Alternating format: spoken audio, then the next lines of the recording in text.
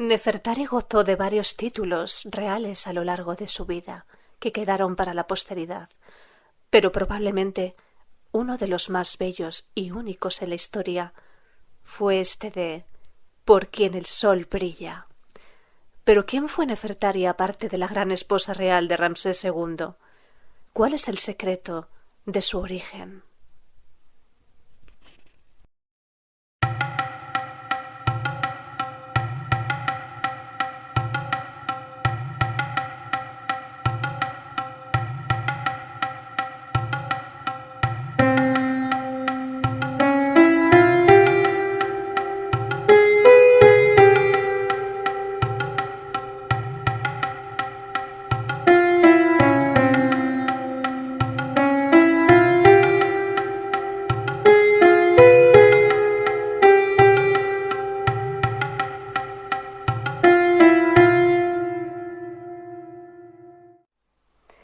Hablábamos en vídeos anteriores de este final de la 18 dinastía y de cómo había sido el comienzo de la 19, con este Ramsés I, padre de Seti I, que hablábamos de su tumba en algún vídeo anterior, y el hijo de Seti I sería ahora sí Ramsés II.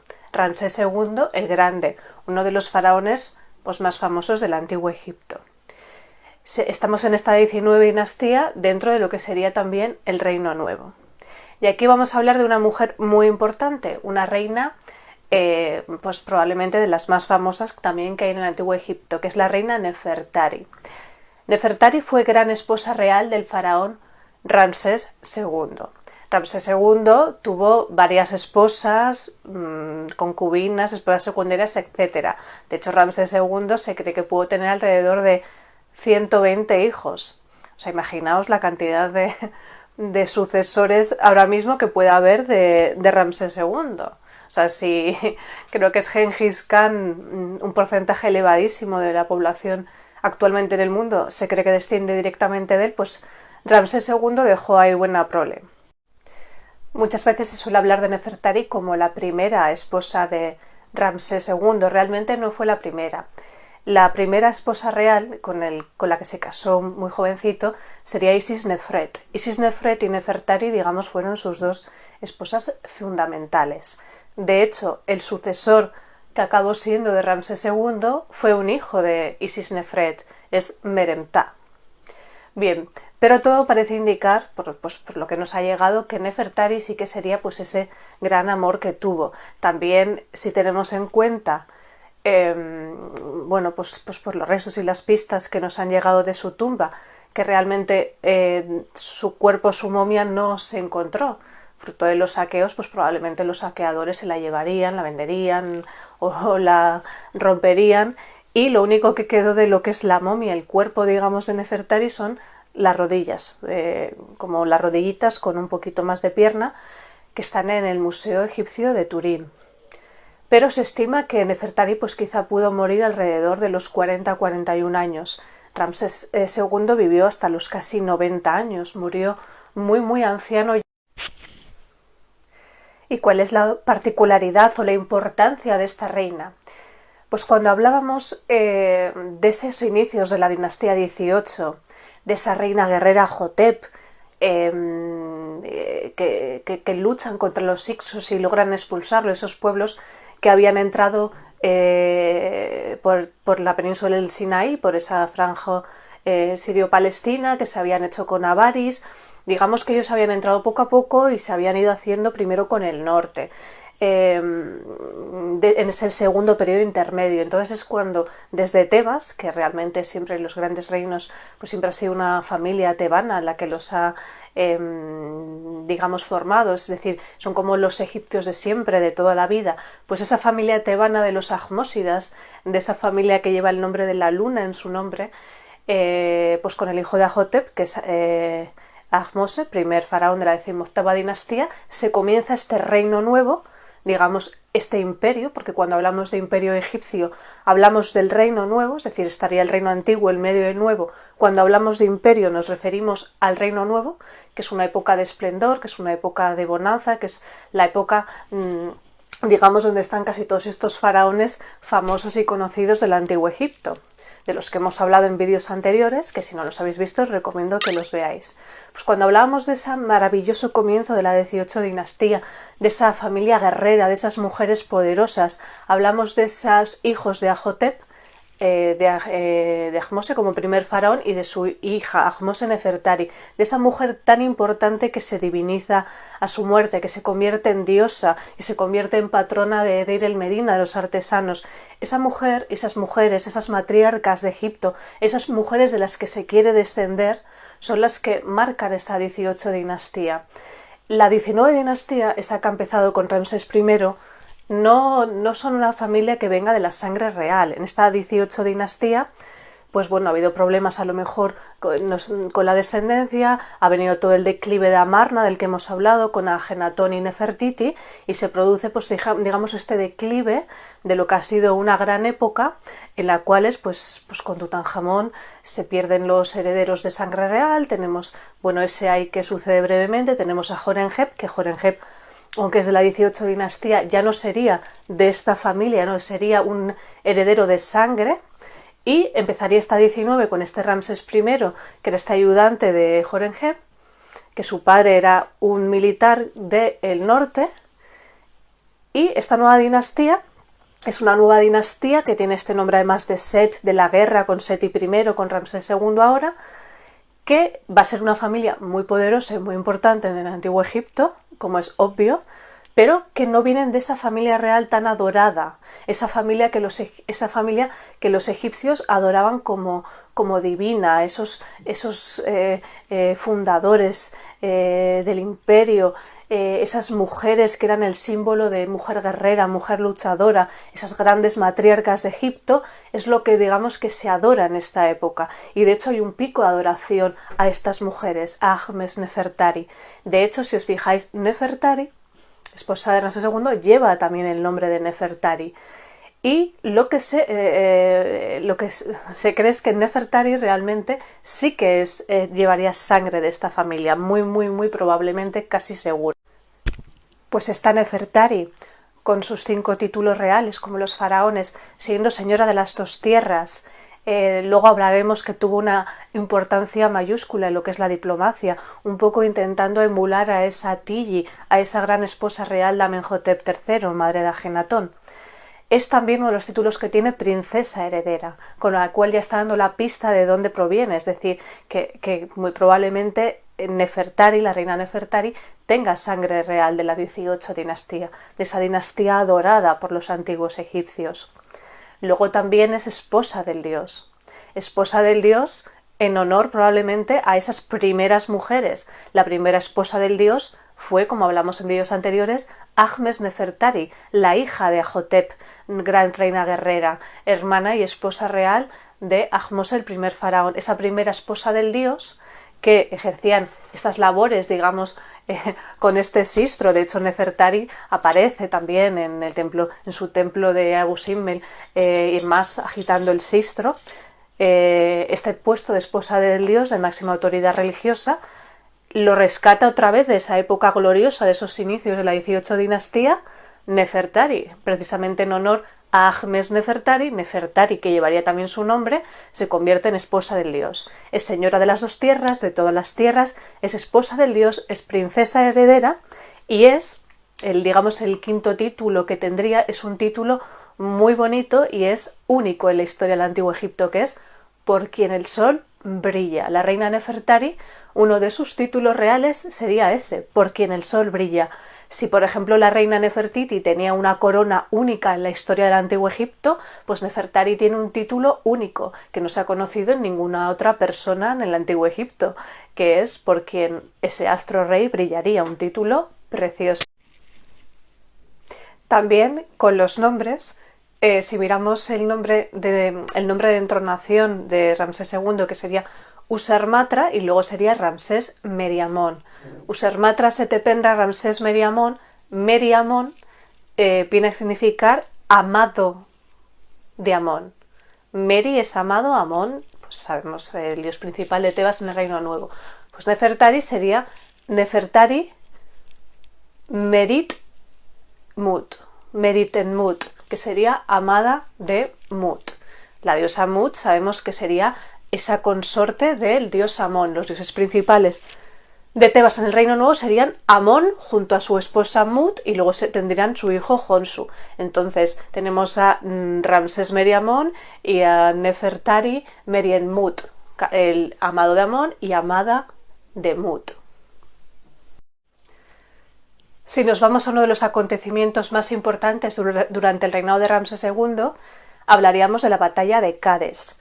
Esa famosa batalla donde luego veremos que también la reina Nefertari va a tener una importancia diplomática. Esta batalla de Cades, si bien es conocida con Ramsés II y vemos, por ejemplo, dentro del templo de Abu Simbel esas escenas donde, bueno, Ramsés ahí se muestra un poco victorioso. Si bien es cierto, no fue tanto una victoria, sino más bien, podríamos decir, un empate, unas tablas. Bien, pues en esas escenas, que bueno, que también se encuentran, podemos verlos en el Ramesseum y en otros lugares, se hablaría de esta batalla. La batalla de Cades no es algo, ya se había librado allí batallas, fundamentalmente con el gran Tutmosis III. Tutmosis III, ese sucesor de Hatshepsut, este sobrino e hijastro de Hatshepsut, que sube al trono cuando pues, su tía fallece.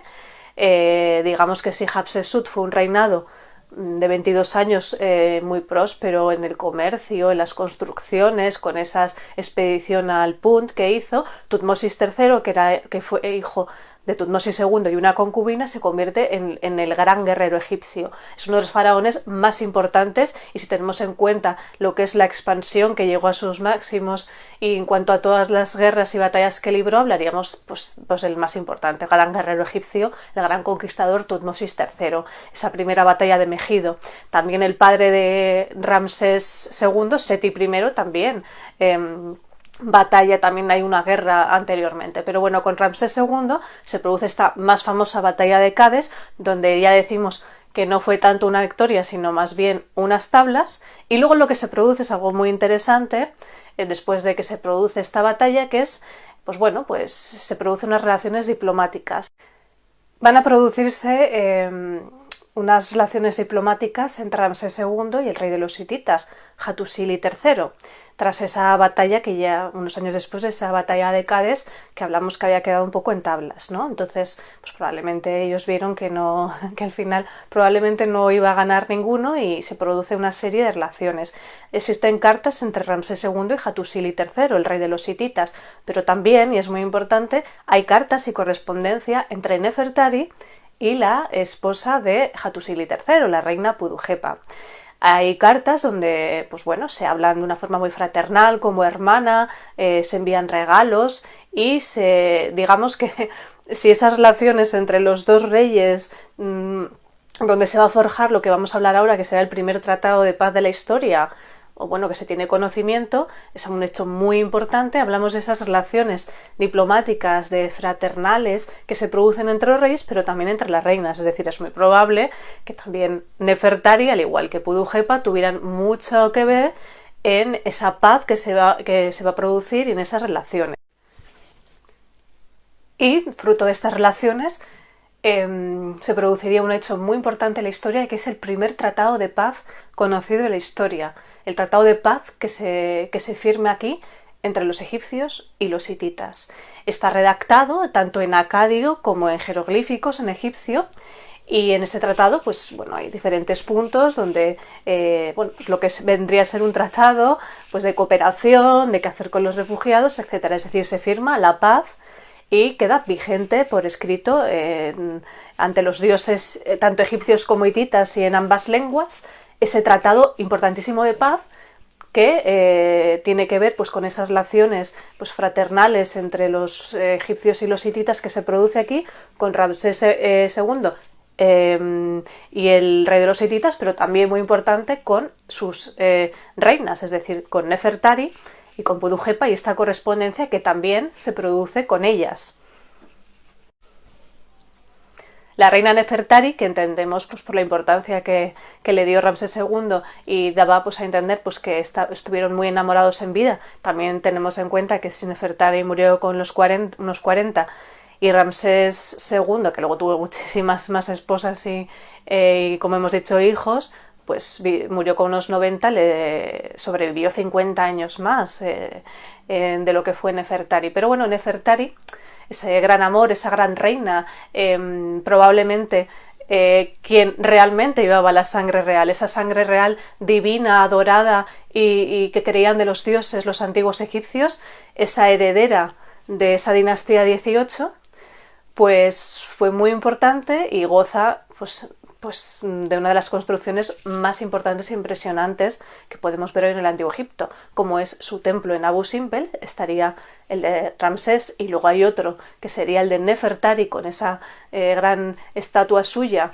dedicado a ella y a la diosa Hathor, y luego tendría también una de las tumbas más bellas que hay en todo el Antiguo Egipto. Es una tumba bellísima que se encuentra en lo que denominamos Valle de las Reinas, muy cerca de esa cueva de Hathor, una cueva que se cree que ya fue fruto de adoración desde época prehistórica.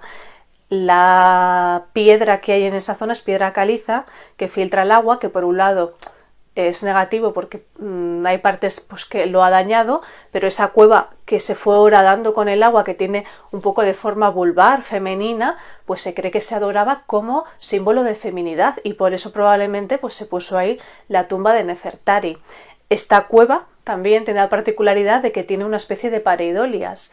Si la vemos de frente, pondré ahí la foto, vemos que se ve una cabeza que parece de vaca, con lo cual ahí lo relacionarían con esa diosa Hathor, esa reina de la montaña tebana que recibe a los difuntos, esa diosa de la feminidad, del amor, de la alegría.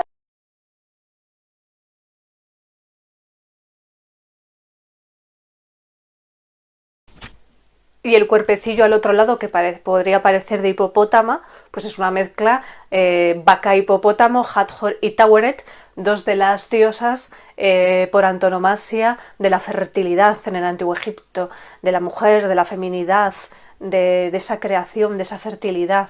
Y eso es lo que representa probablemente ya desde tiempos prehistóricos esa cueva que se fue horadando con el agua, que tiene esa forma femenina, esa forma de útero, parece realmente un útero, y que probablemente pues también fuera un lugar, por eso se eligió ahí poner la tumba, la bellísima tumba de Nefertari. En esa maravillosa cueva o quedad, pues he tenido la oportunidad y la suerte en este último viaje que hice a Egipto de entrar y de poder estar ahí. Desde luego es un sitio que desprende una magia y un sentimiento únicos.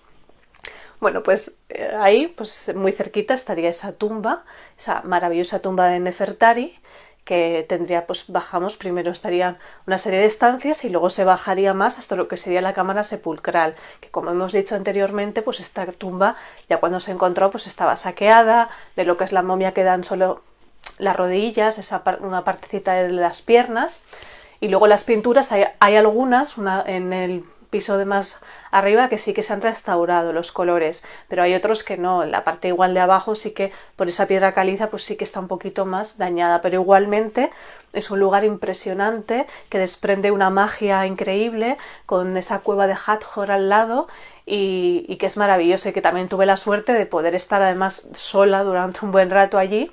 Es una tumba que al igual que la de Seti I, van aparte y son, digamos, como de las cosas más caras de ver, más o menos son unos 50 euros al cambio, pero bueno, merece la pena porque tanto la de Seti I como la de Nefertari son tumbas impresionantes. Esta reina, que probablemente quizás se ocultó su identidad de princesa heredera de esta sangre de la 18, porque quizás, quién sabe, a lo mejor teniendo miedo de que alguien pudiera tener represalias al relacionarle igual con la época márnica. Sabemos que en su tumba se ha encontrado un sello de Ay, de ese padre Nefertiti, con lo cual puede ser que Nefertari fuera pues nieta o bisnieta o sobrina nieta de Ay y de Nefertiti. Entonces si tenemos en cierta que la teoría que hay era el padre Nefertiti, con lo cual quizás se quiere ocultar un poco por si hubiese algún tipo de represalia, pero a la vez es esta mujer que viene de esta sangre de la 18 dinastía, de la sangre más sagrada, más adorada en esa época en Egipto. De hecho hay un pico de adoración a esas primeras reinas guerreras, esas esposas del dios, que es en lo que se convierte también Nefertari. Nefertari tiene este título de sus predecesoras, con lo cual muy probablemente esta princesa heredera, esta señora de las dos tierras y por quien el sol brilla, fuese probablemente realmente la importante en cuanto a sangre. Tenemos en cuenta la importancia que le daban a la sangre en los antiguos egipcios, esta sangre tan adorada del antiguo Egipto que es de la dinastía 18. Nefertari probablemente llevaba esta sangre que sabemos que no la llevaban luego estos primeros reyes de la 19. Con lo cual ahí radica mucho la importancia de esta reina que gozó de tener estas maravillosas construcciones que podemos admirar y disfrutar hoy en el antiguo Egipto. Esta Nefertari, por quien el sol brilla. Y ahora un detalle también muy bello de esta tumba es, bueno, se ve a la reina Nefertari junto a diversos dioses de la mano, con Hathor, con Isis, con etcétera, y la vemos en esta escena, digamos, frente al dios Tot, ese dios de la escritura, de los escribas del conocimiento, y el objeto que vemos ahí en la mesita, que sería un poco como una ofrenda a Tot, es una tablilla de escriba, que es algo muy bonito. Lo que nos sugiere es que esta reina Nefertari pues probablemente escribía, era escriba, y de ahí vienen pues esas relaciones diplomáticas que tuvo escribiéndose cartas con la reina hitita. Pues aquí un breve recorrido por la figura de esta importante reina que tiene estas construcciones tan maravillosas en el antiguo Egipto, este templo en Abu Simbel, esta tumba impresionante, esta esposa de Ramsés II que viene de la sangre real de la dinastía 18. Y nos vemos muy pronto en un próximo vídeo con más historias del antiguo Egipto.